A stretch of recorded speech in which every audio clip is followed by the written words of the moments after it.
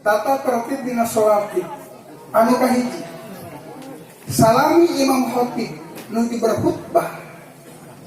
Pamugi teh aya pembicara lain selain pembicara tunggal khotib.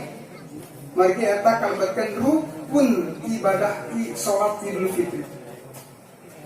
Anu kaduana, pamugi HP disesiler sadayana. Indoklik News, situs berita media online, aktual dan inspiratif, Ramadan 1443 Hijriah.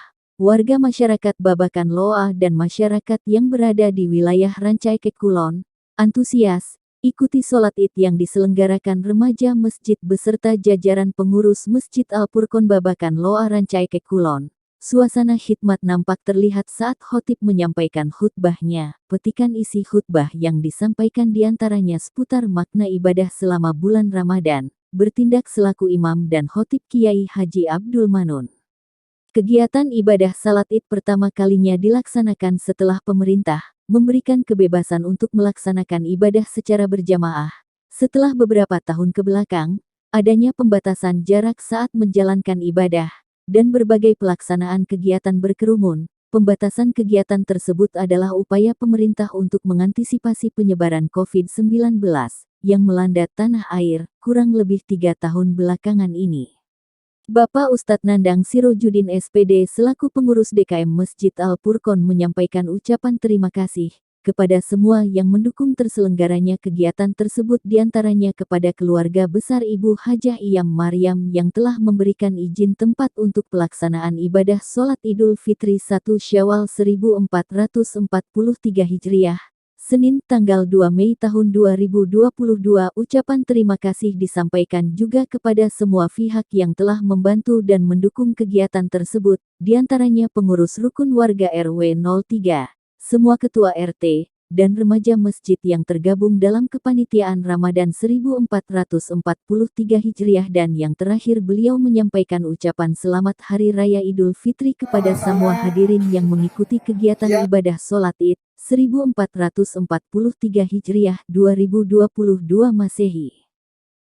Pengarsana Kiai Haji Abdul Manun atuh kapangarsa sumanga disangakeun kangge ngadugikeunana as-sholatul jami'ah.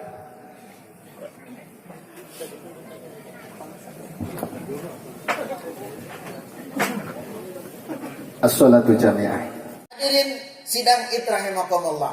Maka dengan kata lain, target yang Allah berikan kepada kita supaya kita mampu menjadi orang yang bertakwa, maka nanti akan ditunjukkan oleh Allah Subhanahu wa taala. Bahkan kita pun harus berani dan harus mampu membuktikan kepada Allah Subhanahu wa taala bahwa tarbiyah yang Allah berikan kepada kita, bahwa pendidikan yang Allah berikan kepada kita, bahkan pembinaan yang Allah lakukan kepada kita benar-benar adalah kita menjadi orang-orang yang berhasil, mampu menjadi orang-orang yang senantiasa ruku dan sujud kepada Allah Subhanahu wa taala.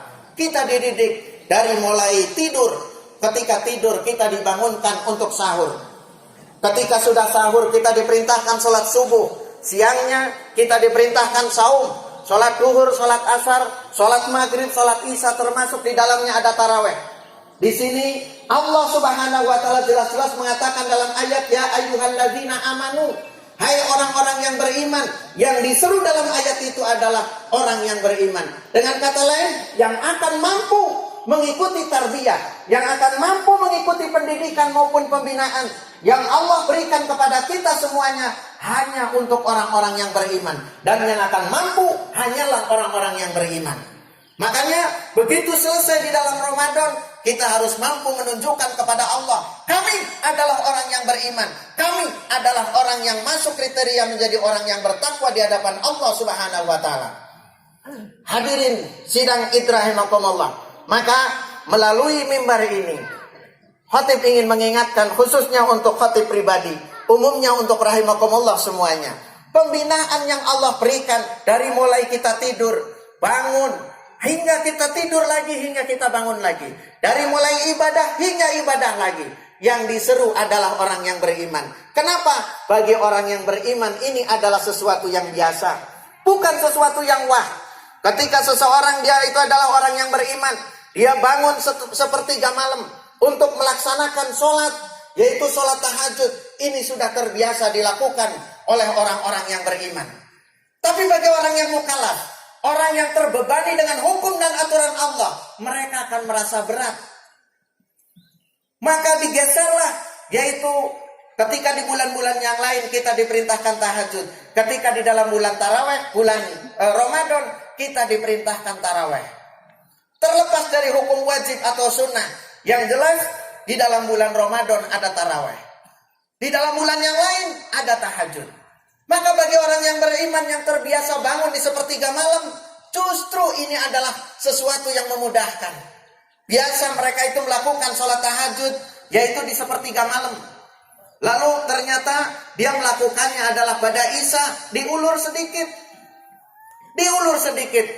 Paling selesai barangkali, atau kita mulai dari 7:30 melakukan sholat taraweh. Bagi orang yang beriman, ini sesuatu yang biasa, bukan sesuatu yang wah.